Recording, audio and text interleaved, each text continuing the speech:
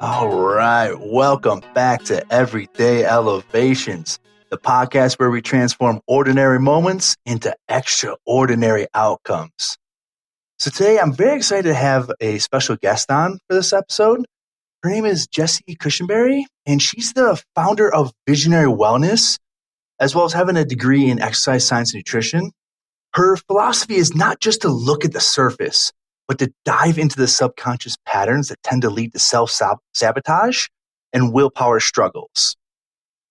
With that, I don't want to give too many details away about what you do, so I'd love to hear a little bit about your backstory, how you came into this work, and then from there, just talk to me about what you do and some of your passions. Absolutely.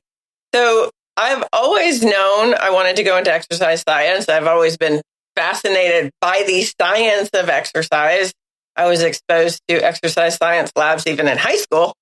So I knew that's where I wanted to be. I thought I was going to be more on the research end of everything because I'm super fascinated by all this little things that go on in your body, like literally every single second of the day and every breath we take. But as soon as I got into my exercise physiology core courses, literally Exercise 101, my professor came to me and said, "Hey, I got somebody I want you to work with." She's very high up in the university, and she'd just been diagnosed with rheumatoid arthritis. And her doctor said, the best thing you can do to prevent the symptomology of rheumatoid is to move. So she went to the exercise science department, and therefore I helped her. And within 3 weeks, sleeping better, feeling better, playing with her grandkids on the floor again.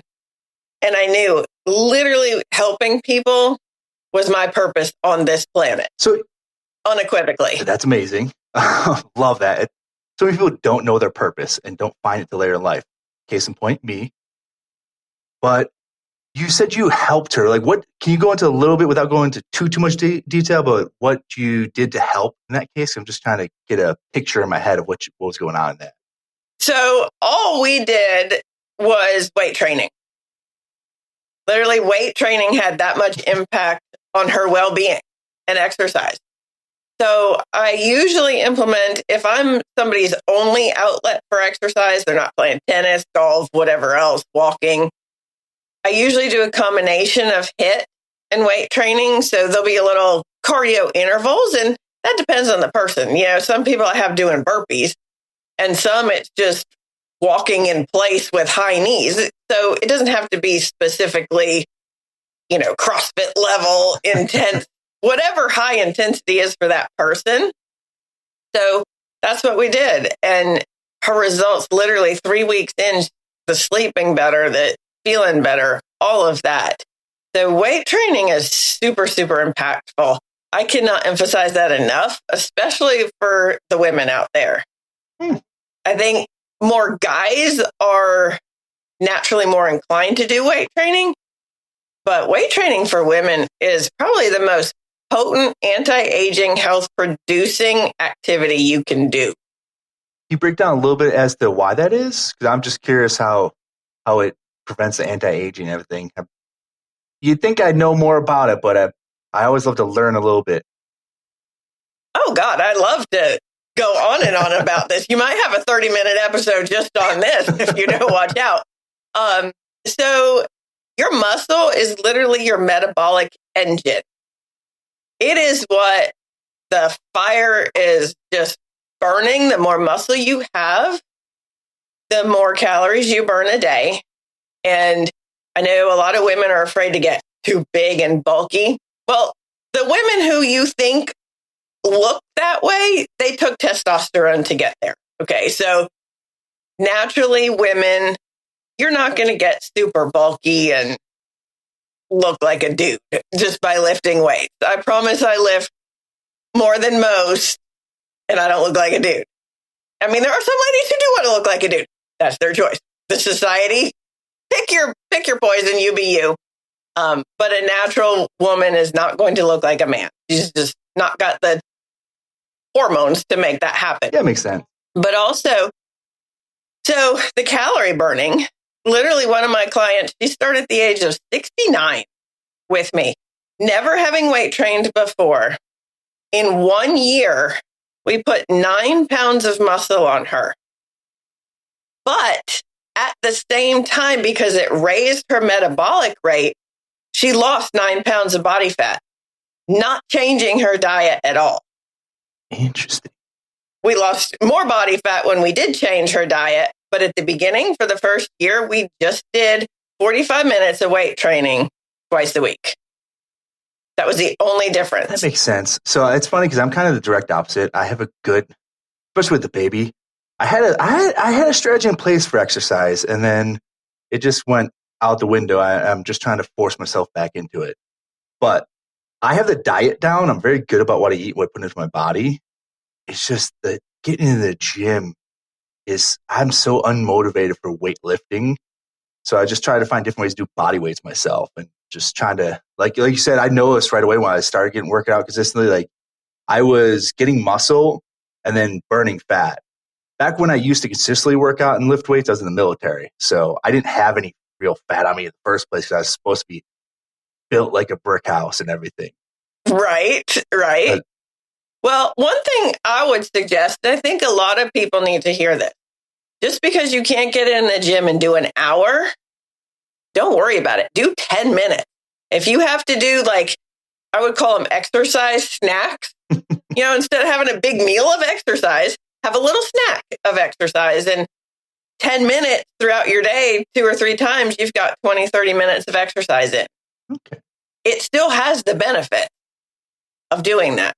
And a lot of people get caught up and you got to do the 30, 45 hour because that's when certain things start to happen. But if you're looking for the weight training component, knock out some Tabata push-ups and some burpees and hang from a tree, get one of those pull-up bars for the door frame and just knock out a little bit of it at a time. As long as it's getting done, don't overthink where and when it has to get done. That makes sense. As long as you're making progress and stacking little victories, you're still improving. Stacking the victories. And I'm sure, your podcast is about elevating everything. So elevate those business victories, the physical victories, all of that. Go together, stack them. Oh, yeah. I have a life coach now, and he was talking about the fact that, hey, his foundation is physical fitness. Use that for every other aspect. He's like, look, the reality is if you're not physically fit, there's a lot of things that are going to fall off in your life. But besides just your health, like naturally, someone who's more physically fit is more inclined to have confidence, and really more people are more willing to listen to you. As terrible as it sounds, we're just a very appearance-based society here. So they're more willing to buy into you if you look a certain way, so on and so forth. What he's saying, he's like, as horrible as it sounds, that's just the sad reality of the world. So that's why I push people to set that foundation to work out, like get the exercises. It doesn't matter how you get it, how long, as you said, just get it in, and you're going to feel better and get natural energy throughout.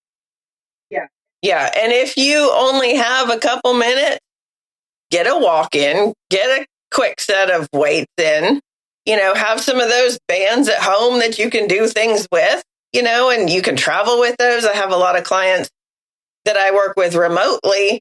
They literally, that's the other thing. It's a priority to them. Mm-hmm. My most successful clients make it a priority.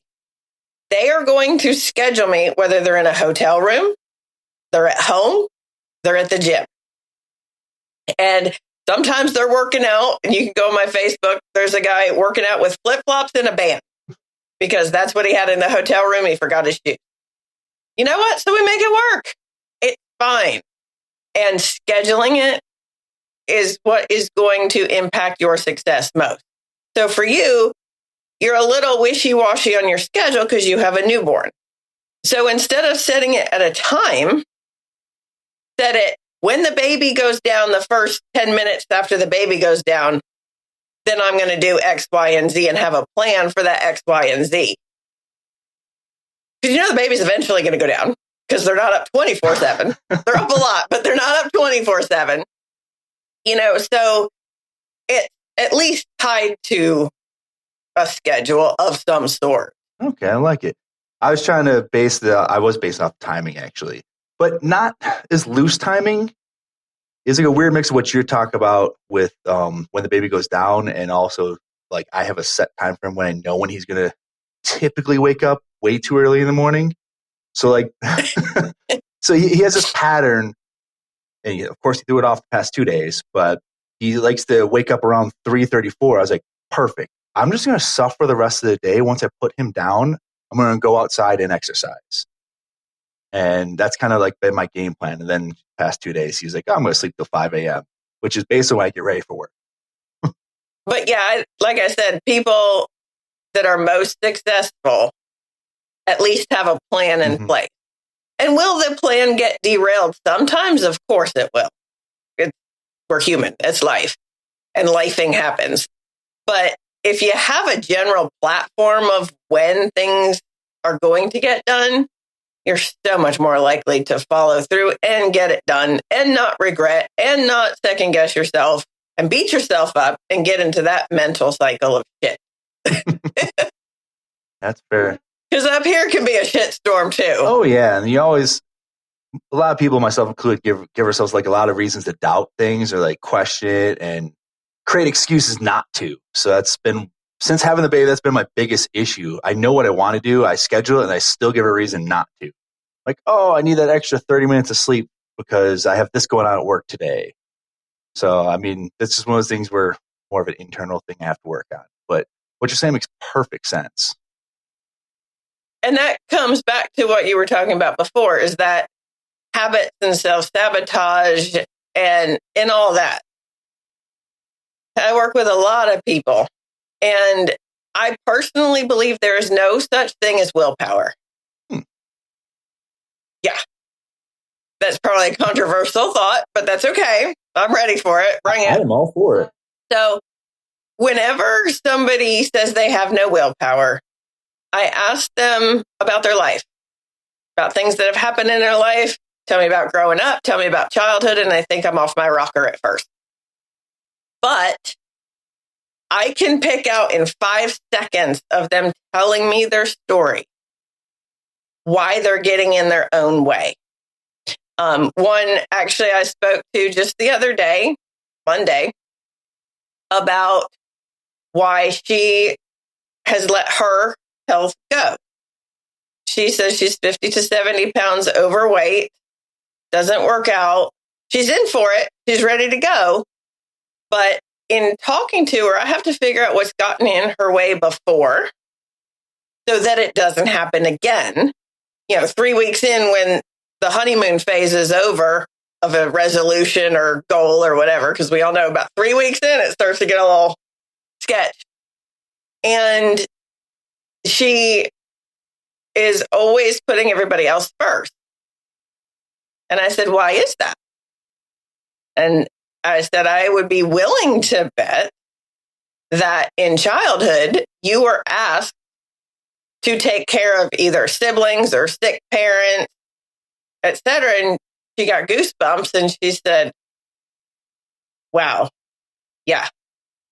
So way back in childhood, she was conditioned to put other people before her. And it has continued until she's 50 years old. Wow. So understanding that, it's important for her to get her husband on board with her. So it's not putting her first and her health. Her husband needs to come on the journey with her. So she's doing it for them and not for her. Because her subconscious is going to get upset if it feels like she's doing something for her, because that's not been okay her whole life. So she has to frame what she's doing as for him, for them, so that they can travel together, so they can spend time together.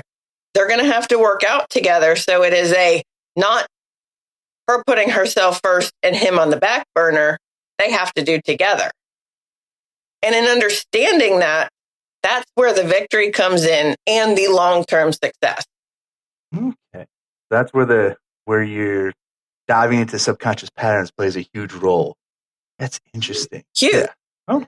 And that's why I say it's not willpower, because if she starts and then she gets again, subconscious rules the roost, whether we like it or not. Her subconscious would get a little scared that she's putting herself first, and that's not been okay in her life.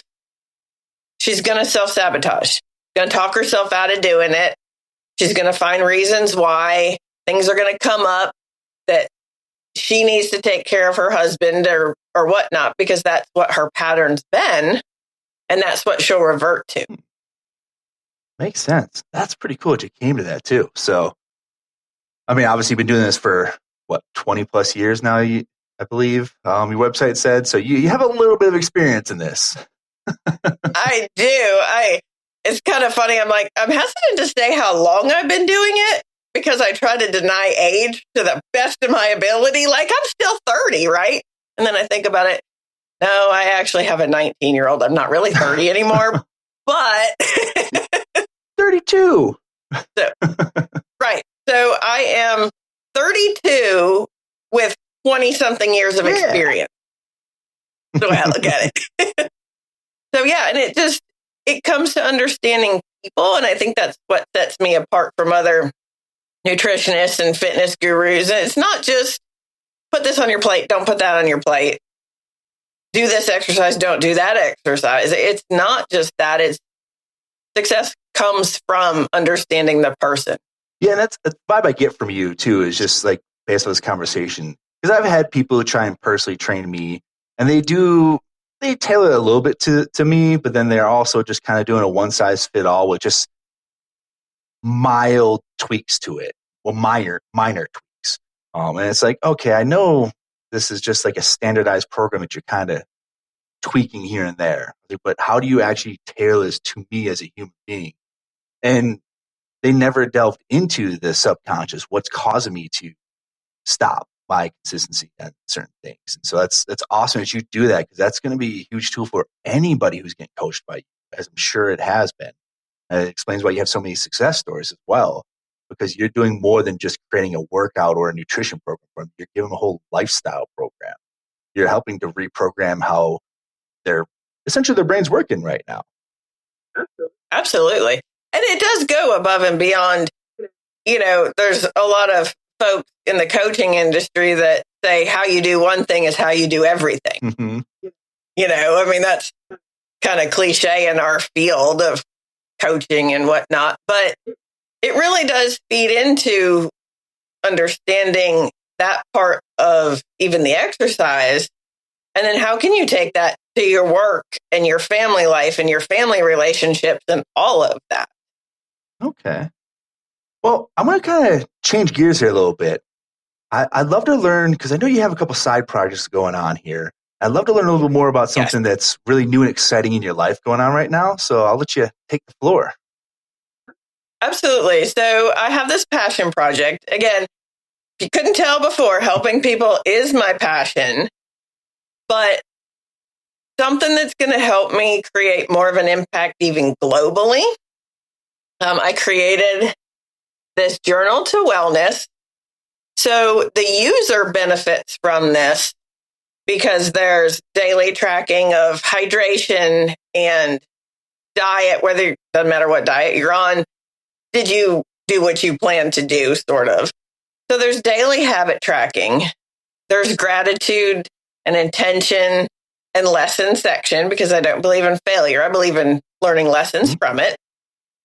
So it's really going to help the user day to day kind of stay home in on their target.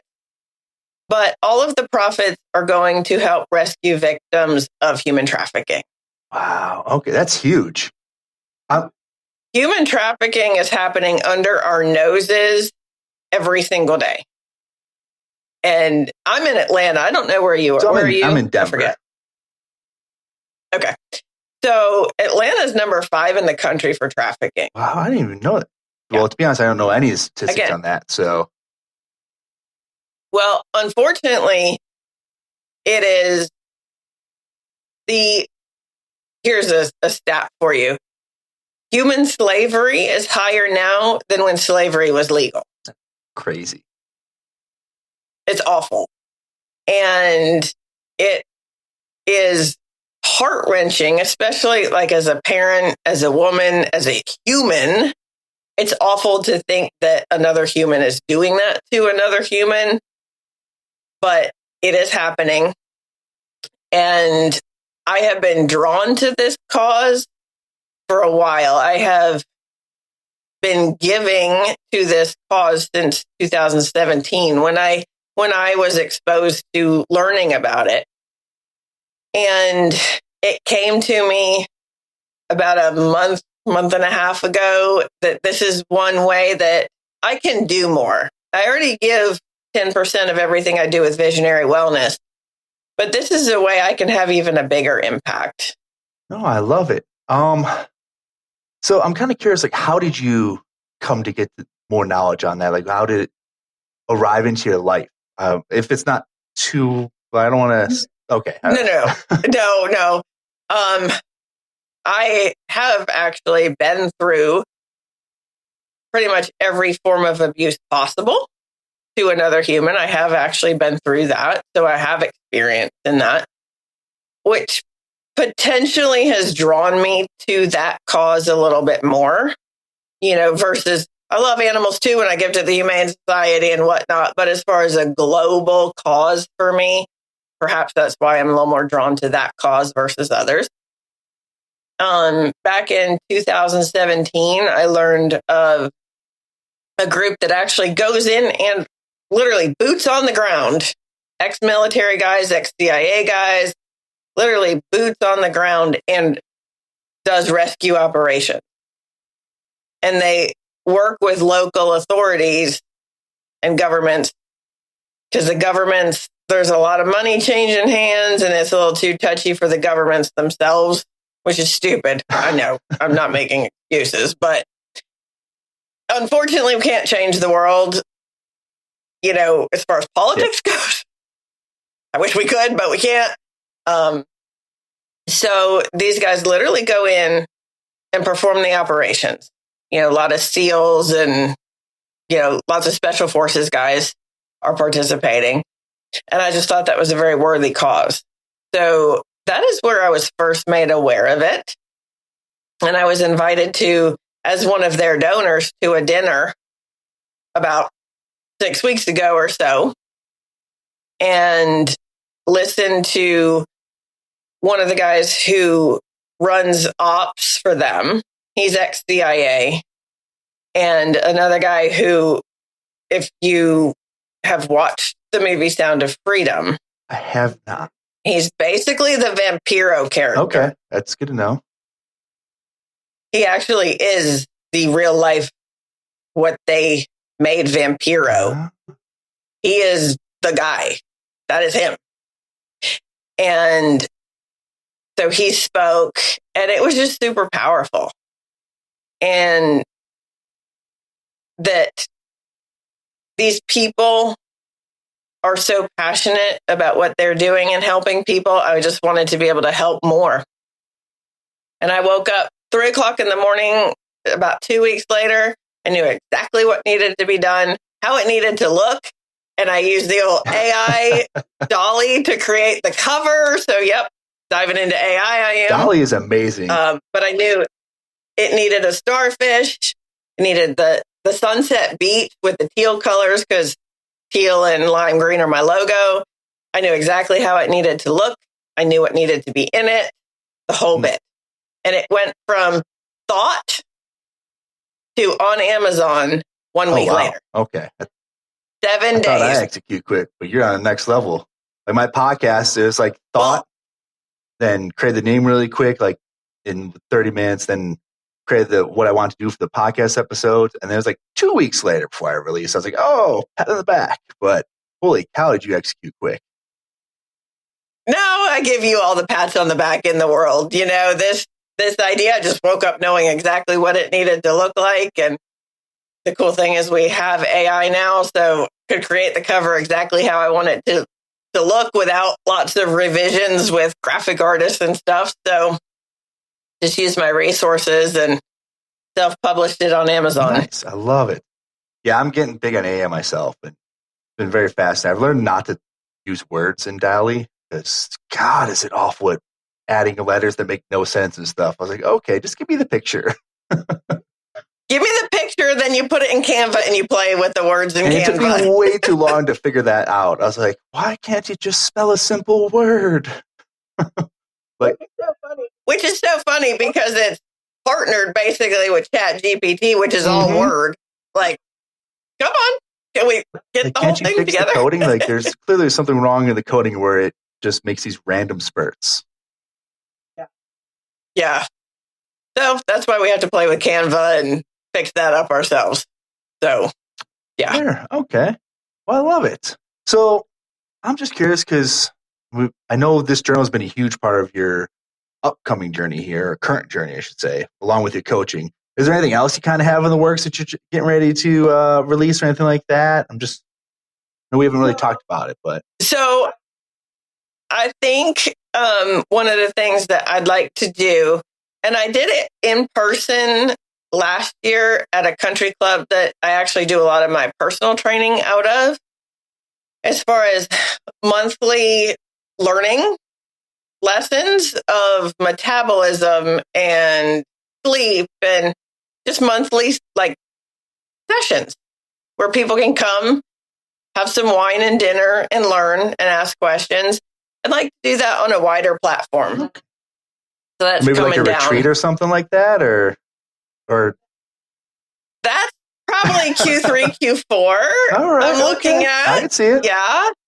But for now, more like the webinar type. That's awesome. That's exciting. Please keep me in the loop on that, by the way, because I want to pay close attention to this, because I actually plan to reach out to you on coaching at this point, because I love the way you're doing things. So, thank you. One of the fun parts of this podcast, I meet a lot of really interesting people and learn so much. Honestly, why I started it was mostly a selfish thing. Initially, like I knew, I don't think we really talked too much about it. We didn't get a chance to hop on a pre-call. So I started this podcast because I wasn't happy with certain aspects of where I was at in life. At the time, I wasn't happy in my spiritual bucket, my financial bucket, and my emotional bucket. Because my financial and my spiritual was so low, those buckets, my emotional bucket was all jacked up. I mean, they all essentially go hand in, and physical. They all go hand in hand. And so I started working on each one individually, and now better person because of the things I've learned. And it was meant to be an accountability tool. It's all this is for. It's just a fun, I didn't expect anybody to listen to my podcast. Like, it's amazing that people do. For me, whether someone listens or not, like now it matters because I know I can impact people. But when I first released, I was like, if someone listens, cool. If they don't, whatever. The whole point is for me to learn and become a better person for my son. That was my whole motivation. I was like, I can't be this person I am right now when he's born 4 months later. And so I've already noticed leaps and bounds changes just from doing the podcast. Like I said, I met some really, really cool, interesting people. And amazing. You're one of those people. Like, thankfully, I met Julie back in 2019, I want to say. We went to Camp BYLR, Jessi's first little adult day camp. Yeah, so she and I met through his virtual course. The BYLR? Okay, all right. BYLR. Yeah.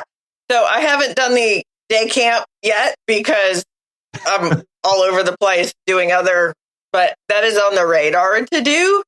So it is funny that that's how Julie and I met as well. She is awesome. I hung out with her and a guy named, why did his name just disappear? I've been friends with him for years now. Jeremy Pratt. Those are, and then Matthew Reese. Those are three people, like we're like a little peas in the pod. And it was just so much fun, that whole thing. And like, she's amazing. And she introduced us. So like, it's one of those people, like, you come across her, awesome. I didn't expect anything to ever come of it. I just thought, hey, new person to be friends with and chat with here and there. Well, I think that this is my own spiritual view of a little bit bigger, broader topic, I guess. But I really feel like that you kind of have a soul tribe. I mean, there's millions of people, and you connect with the couple that like stick with your life. You know what I mean? And so I think she's part of your spiritual tribe and mine. And, now we're connected. And I just think it's cool. Yeah. The web of the people we're supposed to meet along our path. I agree. Yeah, there's definitely a spiritual tribe. There's people who, I also believe people come into your life at times when they're needed to, and they exit when they're supposed to as well. I'm a very firm believer. I don't stress when someone comes in or out of my life because I know that I'm a believer in fate. And so that's one of the things that I love when fate happens and cool things happen in life. Because I'm like, hey, I'm where I'm supposed to be. Nothing else I can really do other than be where I'm at. Well, and the other thing is that I firmly believe is follow those nudges. Your nudge to make a podcast, my nudge to make a journal, follow those nudges because that's what's putting you on the path you're supposed to be on. Absolutely. Love it. And there might be, and I'm putting it out there, and probably hamstringing myself a little bit by doing it, but there may eventually be a book called The Yellow Brick Road, where we're all on our own path to Oz, our own personal Oz. And for a while, my path might intersect with yours, and that's great. And then it might divert, and it might go on forever. And every brick is a lesson or a win. You're like, oh, that worked great. And if it didn't, you're like, okay, what do I learn from it? And how do I move on from this brick once I learn that lesson? Yeah. Okay. I see. I love that too. This conversation is already so much fun. It's one of the things where I used to have a negative mentality for a long time where like, oh, I failed here. Now I look at it like, I didn't fail. Like, again, what you said, what did I learn from it? There's never a failure. There's just a lesson to be learned in everything. And some of the best entrepreneurs have failed a bunch of times. But really what it is, they've learned where they're going wrong and how they can fix that. That's how they became so successful. Right. And then everybody labels them an overnight success. Right. Yeah. Well, let me tell you about Thomas Edison, who tried the light bulb and he didn't get it till the 1,000th time. No, he's not an overnight success who found a light bulb. Like, he tried over and over and over again. And I think you hear of these people's names all of a sudden, and they're an overnight success. But how many things did they try first? Exactly. Oh, what? It always seems easier than once you see them in the spotlight. Like, oh, and yeah, sure, they just came in overnight. No, like, for instance, actors. I thought they just got like, people don't realize how many times they've auditioned. Now, maybe some get lucky and like they get picked up at Home Depot, like Sean William Scott did actually. First name I could think of that had that scenario where it's like, hey, like, you seem funny, whatever. I don't remember what the backstory was, but he got picked up there. But he still had to be able to act. He still had to be able to do the things he was able to do, and that's not something he just woke up with. Hey, I can do this. Maybe it was. Based off his interview, that's not how it felt. Like, he put in a lot of work. We don't see all that. Right. And I think that's it with all of us. I think our society is actually the problem. We have this instant gratification society. So with Instagram and internet, TikTok, everything, they see these picture perfect worlds that pop up out of the blue. And they're like, oh, well, they didn't really have to do much for it. No, they're just showing the pretty sides of things. What you're not seeing is all the stress, the nights of no sleep, no food because they didn't have money while they're building this project up. There's so many different things that you don't get to see because that's not the sexy side of things. People don't typically show that. Not the sexy side of things. That's kind of also like my jam is showing the unsexy side of things. Like, I show people me struggling while I'm exercising and coming back like, hey, like, here's where I was running this speed. Like, not fast, but hey, it's faster than it was 2 days ago. And at least I'm moving. Things. And I always say that too. It kind of goes back to, okay, do 10 minutes of an exercise snack. And I would rather have somebody, and I make it clear on the front end of my class, or if I have a session with somebody, if you are feeling 10% today of your norm, then I am so happy to get 10% from you instead of 0 with your ass on the couch. Yeah. And it's those moments that stack too. No, that's fair. I love that. I love the exercise snacks. That whole concept is, I'm going to be using that. So sorry in advance, but if you hear me say it ever, hey, you got the, you know what I'll do? I'll say, this is from Jessi. She gave me this tip. You can use it. I love it. Just the whole concept. It's so much. It's so fun just even saying it. So I know I'm going to be utilizing that a lot in the future, especially when talking about stacking wins. Yeah, there you go.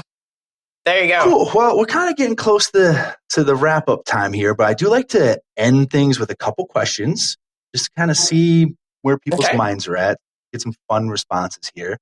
One of my favorite questions to ask, and hold on, I'm not going to preempt it. One of my favorite questions to ask is this: if you had any superpower, and whatever your interpretation of superpower is, what would that superpower be? If you could have any. Ooh. I would fly. Okay. Why?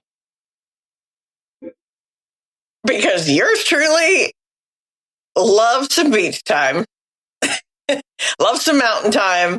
I basically would fly all over creation, get my little fix in from wherever I am. But hey, I want to go to Sedona today. Okay, I'm going to go to Sedona. I want to go to the Bahamas. I'm feeling the Bahama vibe. Go Bahamas. So I think I would fly. I like it. So I've had a couple people respond with fly, and makes sense. One of the ones I heard, who said it, but she's like, similar to your like traveling, of course, amazing. She's like, I just want to see from the bird's eye perspective the world, get a different view of everything. Because sometimes life's so jaded. It's nice to be able to get outside yourself and see another view. I was like, that's so freaking cool. I would never even thought about that when flying. I'm just thinking, how do I get here? Like me personally, I chose teleportation because I'm all about snapping my fingers getting there. Like, hey, I can be in Tahiti in like 2 seconds. Here we go. And then be back in time before work's up. Oh, that's pretty. Hey, you might have had a better idea than I did. I was actually going to take the time and like flap my wings to get over there. You're going to get your exercise on, though. That's the difference. There you go. There you go. My little snack of exercise on my way to Tahiti. I mean, it's got to be a good calorie burner. Has to be. Yeah. Has to be. Has to be. Fair enough. And the last question here, and this is another one of my favorite ones. If you, it's kind of sound morbid, but if you passed away today, what would your life quote be? That'd be like on your epitaph.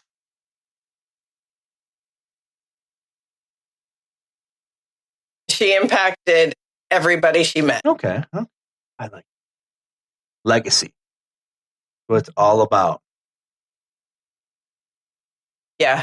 I want to leave a mark, a positive mark on everybody I come across.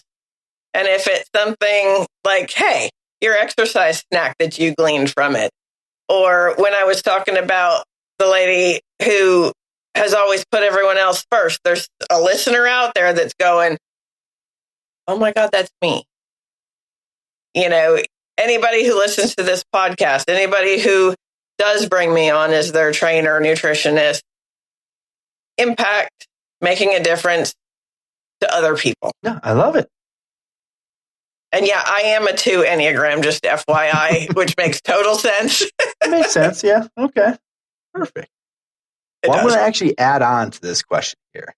I love that. But I also want to hear, what is your favorite quote? Maybe one that you use consistently. Ooh. So I'm not going to nail it completely, but it's a Confucius quote about moving mountains by moving one stone at a time. I don't know the verbatim what it is, but I know exactly what quote you're talking about. Also, I can never remember Confucius quotes, so that's fair. I should have opened the journal. It's in here somewhere. Oh, look who I opened to. Confucius. Learn as if you were not reaching your goal and as though you were scared of missing it. That's good. Confucius. So each day has its own little quote. I love it. And we can get that off of Amazon. It's out right now because you did it in a week. week's time, which is crazy. I did it in a week. That's amazing. Awesome. Well, thank you so much for your time on here. I really enjoyed it. Definitely want to look into getting you back on here again. I want to hear more about the work you're doing, especially in the human trafficking realm and everything. And why I want to get this journal, so I'm going to be ordering that here once we get off this call. And again, so grateful to have you on here. And thank you so much. Well, thank you. And I know it was kind of hard squeezing in the old like new dad life moment. So I really appreciate also you taking the time to have me on. I really do appreciate it. I had a blast. So, but all right, with that, I will let you go here, give you the rest of the day. But thank you so much for your time. Absolutely. Have a good one.